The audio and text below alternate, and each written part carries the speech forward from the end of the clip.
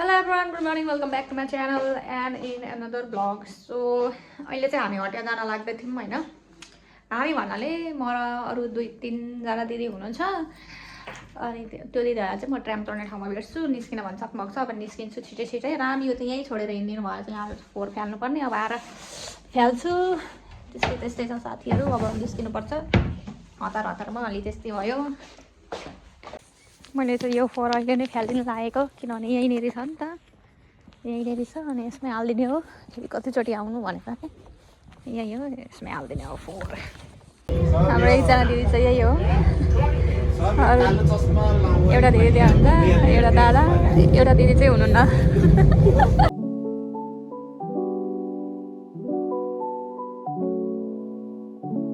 साथीहरु, हाम्रो स्टुडेन्टको हटिया चाहिँ यही हो। यतातिर यस्तो छ स्ट्रिट फुडहरू, त्यतातिर के राखिरहेको छ। अनि सबैजना आफ्नो आफ्नो तालमा। हाम्रो त्यहाँ जोगमनी जस्तै लागेको छ, तर यहाँ राम्रो खालको जोगमनी हो क्या। यो दिनले मलाई ल्याउनु भएको हो खासमा, अस्ति पनि। अनि आज दादा दिदी खोइ कहाँ जानुभयो त? ए यहाँ आउनु भएछ। अब हामी पस्ने भनेको यही भित्र हो अहिले। के को साग हो? सुँग्दै किन अब हेर्दा चाहिँ थाहा हुँदैन। के को साग हो? तपाईँले त धेरै लिनुभयो त फेरि। धेरै साथीहरु, यति पनि किन्न पाइन्छ है यहाँनिर चाहिँ। यो एउटा लग्दा नि पाइन्छ। यो चाहिँ हाम्रो हटिया भयो, राम्रो खालको। ल यस्तो लागिरहेछ अहिले।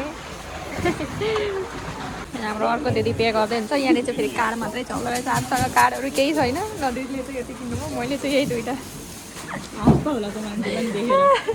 ल यहाँनिर चाहिँ ड्राई फ्रुट्सहरू के जाति छ राखेको। यस्तो यहाँनिर अब यहाँनिर बदाम किन्न लाग्दै हुन्छ दिदीहरू।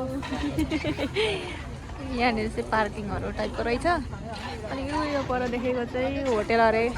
यही दिदी इन्टरभ्यू दिन जानुभएको थियो अरे त्यहाँनिर। ल सबजनाले एक हप्ताको लागि लिएर हिँडिसक्यो। एक हप्ता होइन, 2-3 दिन, 3-4 दिन।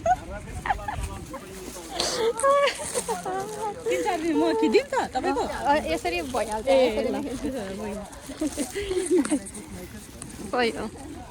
साथीहरू, अब चाहिँ सब्जी तब्जी पनि किन्यो आयो। यत्रो झोला लगेको थिएँ, अब त निकाल्ने मलाई यति सब्जी छ।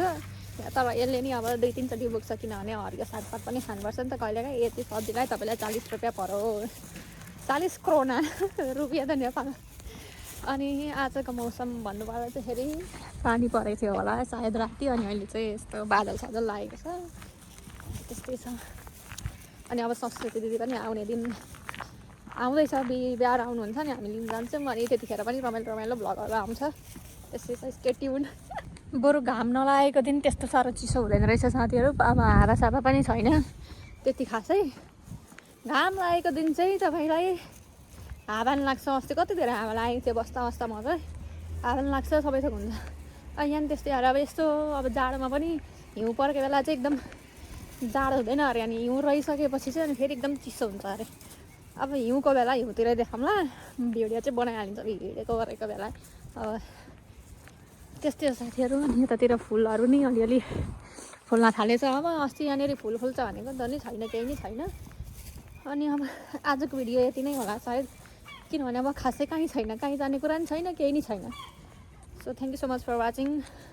Bye. Don't forget to like, share and subscribe my channel. Bye.